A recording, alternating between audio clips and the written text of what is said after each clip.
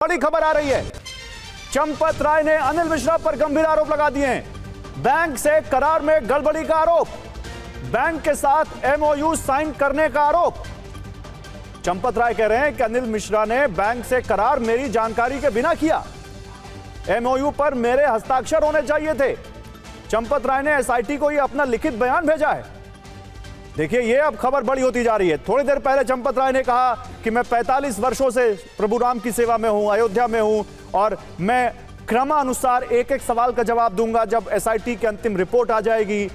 और अब वो कह रहे हैं कि अनिल मिश्रा ने बैंक से करार मेरे बिना अनुमति के किया, मेरे बिना जान के किया। अभिजीत ठाकुर के पास चलते हैं सीधे।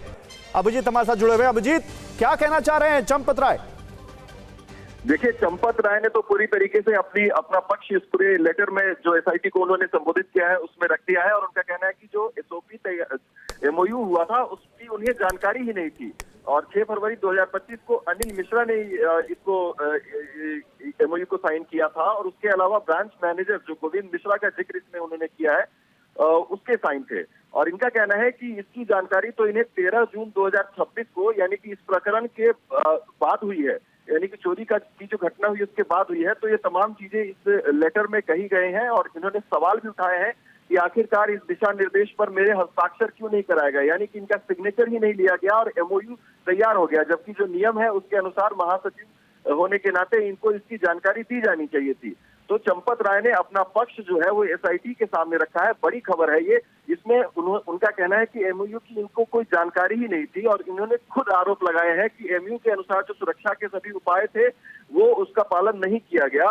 और उसके बाद इनका कहना है कि बाद में जब ये घटना सामने आई उसके बाद इन्होंने सुरक्षा व्यवस्था जो है वो कड़ी करवाई, जमीन पर बैठकर काउंटिंग शुरू करवाई। तो ठीक है अभिजीत आप मेरे साथ रहिए। देखिए, वो चिट्ठी हमारे पास आ चुकी है जो हम आपको दिखा भी रहे हैं, लेकिन हम आपको बिग स्क्रीन पर, बिग वॉल पर आपको एक एक लाइन यहां पर दिखाते हैं। चंपत राय ने जो एसआईटी को लिखा है, उन्होंने लिखा है, महोदय कृपया नीचे लिखा हुआ मेरा बयान अपने रिकॉर्ड में लेने की कृपा करें, धन्यवाद। महोदय, आपके रिकॉर्ड में एक कागज है, गणना प्रक्रिया के लिए संयुक्त रूप से निर्धारित दिशा निर्देश दिनांकित 6 फरवरी 2025 तथा न्यासी डॉक्टर अनिल मिश्र जी एवं state bank of India Ayodhya शाखा के मुख्य प्रबंधक गोविंद मिश्र जी के हस्ताक्षर हैं। इस पत्र से मैं कदापि सहमत नहीं हूं। ध्यान दीजिए, वो कह रहे हैं कि मैं अनिल मिश्रा और वो कह रहे हैं कि न्यासी डॉक्टर अनिल मिश्र जी एवं state bank of India Ayodhya शाखा के प्रमुख मुख्य प्रबंधक गोविंद मिश्र जी के हस्ताक्षर हैं। इस पत्र से मैं कदापि सहमत नहीं हूं,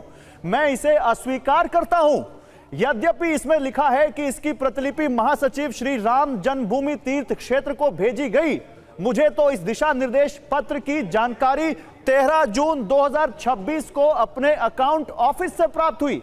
6 फरवरी का लेटर है, 13 जून को उनको जानकारी हुई, ये वो कह रहे हैं। और वो ये कह रहे हैं कि गणना संबंधी सभी लिखित दस्तावेज अकाउंट ऑफिस ने मुझे उपलब्ध कराए और वो ये कह रहे हैं मेरे हस्ताक्षर इस पर नहीं है, जबकि अगस्त 2020 से जून 2026 तक जितने भी अनुबंध हुए उन सभी पर केवल मेरे और संबंधित दूसरे पक्ष के प्रमुख अधिकारी के हस्ताक्षर हैं। इस दिशा निर्देश पर मेरे हस्ताक्षर क्यों नहीं कराए गए? यदि मैं अयोध्या में नहीं था तो प्रतीक्षा की जानी चाहिए थी। बैंक के साथ 9 फरवरी 2024 को एक एमओयू लिखा गया, उसके प्रत्येक पृष्ठ पर मेरे हस्ताक्षर हैं।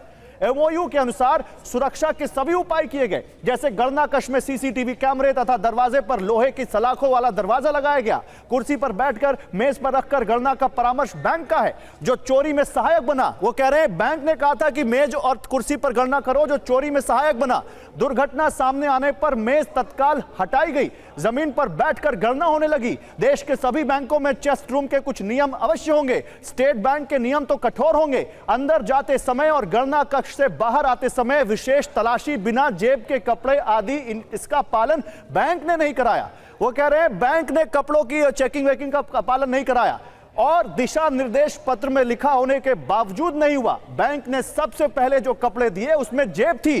चंपत राय का आरोप है कि बैंक ने गणना कर्मियों को जो कपड़े दिए उसमें यहां पर जेब थी और वो कह रहे हैं कि बैंक के वरिष्ठ अधिकारी बताएंगे कि चेस्ट रूम के नियमों के पालन में ढिलाई कैसे हो गई। क्या हमारे साथ तो तमाम गेस्ट बने हुए हैं पीसीआर, आप बताइए यहां पर दिनेश जी।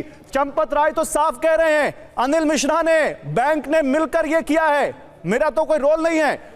अब जब चंपत राय ने अनिल मिश्रा पर आरोप डाल दिया है तो आपको लगता नहीं है कि मामला बड़ा हो गया और अब एक बड़ी कार्रवाई और बड़ी जांच हो यहां पर?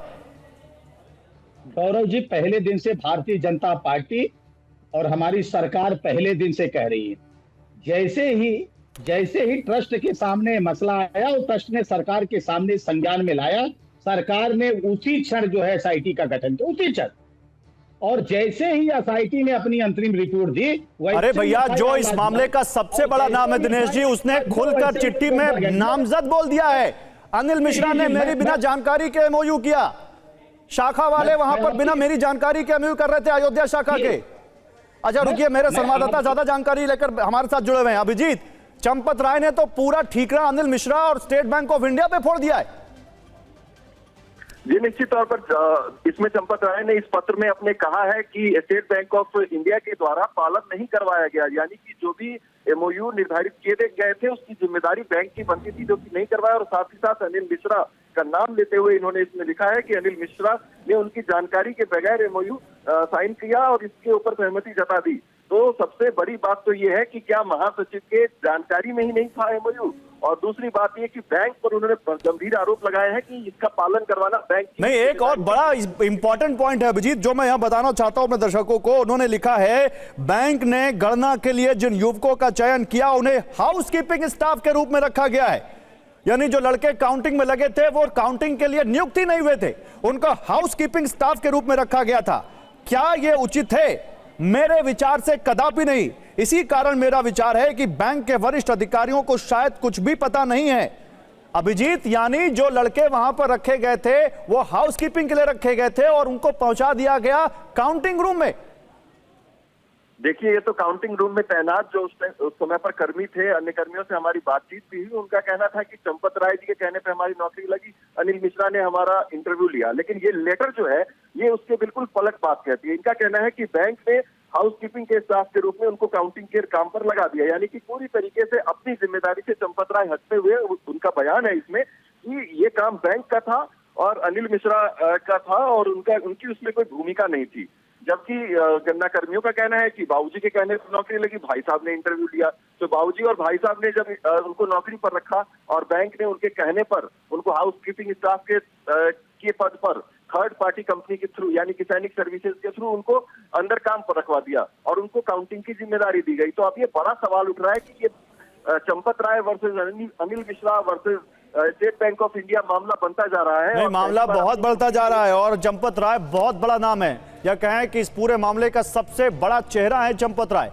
हालांकि उन पर कोई एफआईआर तो नहीं है, लेकिन उनके ऊपर भी जांच है, जांच की तलवार है और उनसे भी पूछताछ हुई है। और जब चंपत राय खुद अनिल मिश्रा का नाम ले रहे हैं, स्टेट बैंक ऑफ इंडिया पर ठीकरा फोड़ रहे हैं, तो मामला और बहुत गंभीर हो गया है। अब देखते हैं एसआईटी इस पूरे मामले में आगे कैसे जांच करती है।